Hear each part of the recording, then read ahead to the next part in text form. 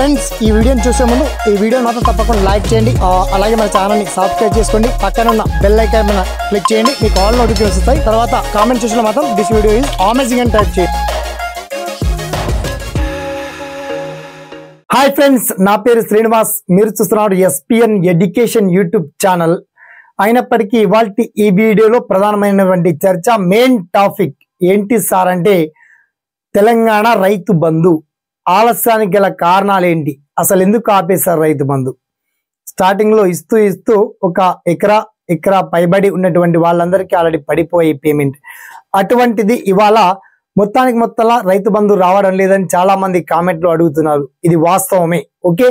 అయితే ఎందుకు రైతు బంధుకు రావడానికి ప్రధాన కారణం ఏంటి డిస్కస్ చేద్దాం. నెక్స్ట్ రైతు బంధుకు రాకపోవడానికి మెయిన్ థింక్ ఏంటంటే, ఇంకా రైతు బంధు అనేది చాలా మందికి కొత్త నిబంధనలు, నూతన రూల్స్ కూడా తీసుకొస్తున్నారు ప్రతిపక్ష పార్టీలు. అండ్ ఆల్రెడీ అధికారంలో ఉన్నటువంటి కాంగ్రెస్ పార్టీకి ఎదురుగా చాలా ధీటుదాటుగా వేడి చర్చ కూడా జరిగింది. దానికి ఛాలెంజ్ గా రాష్ట్ర గౌరవ ముఖ్యమంత్రి కూడా కట్టుబడి ఉన్నారు. మరి ఆ నూతన రూల్స్ ఏంటి, అసలు రైతు బంధు ఎన్ని ఎకరాల వరకు ఎనఫ్ చేస్తున్నారు, అసలు ఎవరు అర్హులు అనేటువంటి చర్చ కొనసాగుతుంది, సమీక్ష కూడా కొనసాగుతుంది. ఆ మార్గదర్శకాలను కూడా ప్రభుత్వం రిలీజ్ చేస్తుంది. ఇక రేపటి నుంచి తర్వాయిగా మీకు రైతు బంధు వచ్చేటువంటి ఛాన్స్ ఉంది.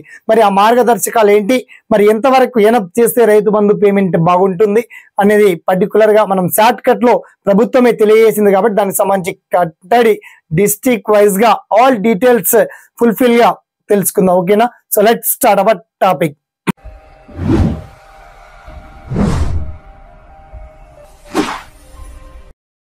సో ఫ్రెండ్స్, ఈ వీడియో చూసినటువంటి ప్రతి ఒక్కరికి నా పర్సనల్ విజ్ఞప్తి ఏంటంటే, తప్పకుండా ఈ వీడియోని మాత్రం రైతులందరికీ ఫార్వర్డ్ చేయండి, షేర్ చేయండి, లైక్ చేయండి.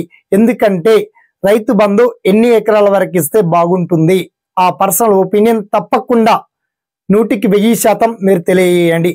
సో ఇవాళ నేను ఎగ్జిట్ పోల్స్ కూడా కొన్ని నిర్వహించాను. పోల్స్ లో కూడా చాలా మంది పాల్గొన్నారు. అండ్ పోల్స్ ప్రకారం చూస్తే మనకు 5 acres లోపు ల్యాండ్ ఉన్నటువంటి ప్రజలు, ముఖ్యంగా రైతులు తెలంగాణలో 90% జనాలు ఉన్నారండి. అర్థమైందా?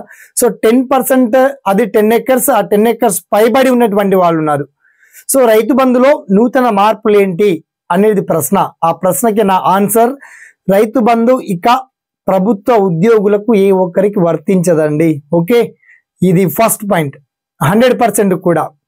అండ్ రైతు బంధు రెండవ పాయింట్ ఏంటంటే 5 acres వరకే ఎనఫ్. ఇది చర్చనీయాంశంగా మారింది. 5 acres వరకే లిమిట్ చేయాలని చెప్పేసి ప్రభుత్వం ఆలోచిస్తుంది. ఇది విశ్వసనీయ సమాచారం, సమగ్రమైనటువంటి సమాచారం. నెక్స్ట్, రైతు బంధు రాజకీయ నాయకులకు కూడా ఇవ్వకూడదు అనేటువంటి ఆలోచన కూడా ఒకటి ఉంది.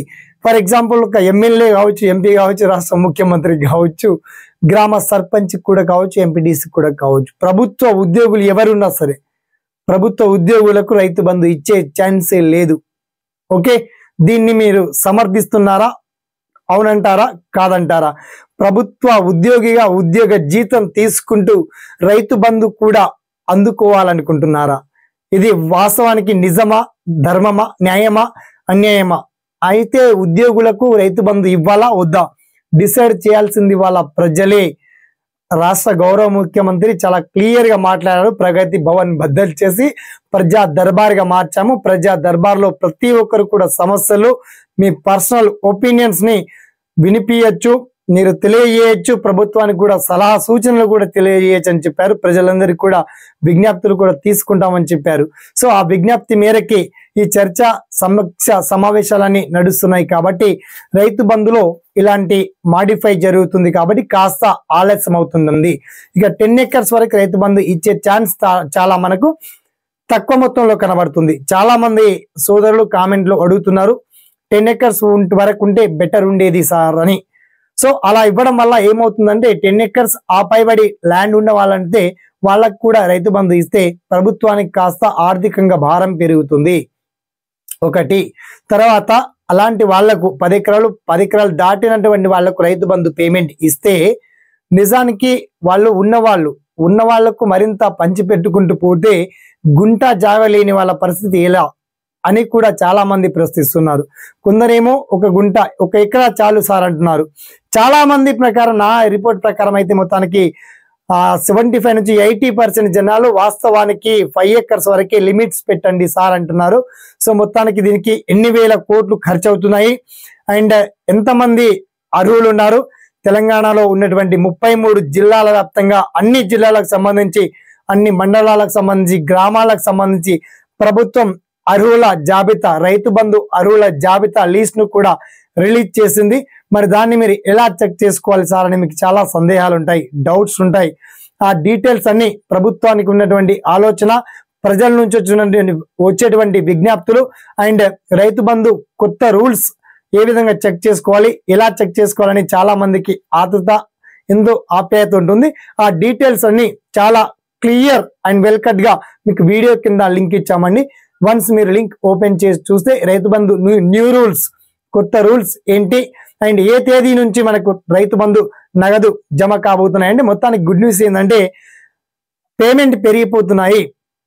ఎకరానికి 7,500 రూపాయలు చొప్పున 2 సీజన్లో కలిపి, మనకు యాసంగి ప్లస్ ఖరీఫ్ రబీ సీజన్ గాను 2 సీజన్ కలిపి మనకు 15,000 అందించడానికి సర్వం సిద్ధంగా ఉంది వాళ్ళ ప్రభుత్వం. దీన్ని మాత్రం ఏ విషయంలో కాంప్రమైజ్ కాకూడదు. దీనికి సంబంధించి వెంబడే నిధులు విడుదల చేయాలని చెప్పేసి రాష్ట్ర గౌరవ ముఖ్యమంత్రి గ్రీన్ సిగ్నల్ కూడా ఇచ్చారు. దీంతో రైతుల్లో ఆనందం వ్యక్తం అవుతుంది. మొత్తానికి రైతు బంధు పేమెంట్ మీకు ఆల్రెడీ రేపటి నుంచి జమ అయ్యేటువంటి ఛాన్స్ 100% ఉందండి.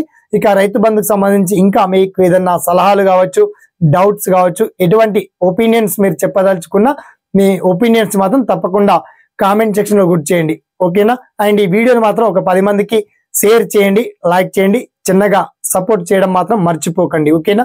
సదా మీ సేవలో ఈ SPN education YouTube channel. Thanks for watching.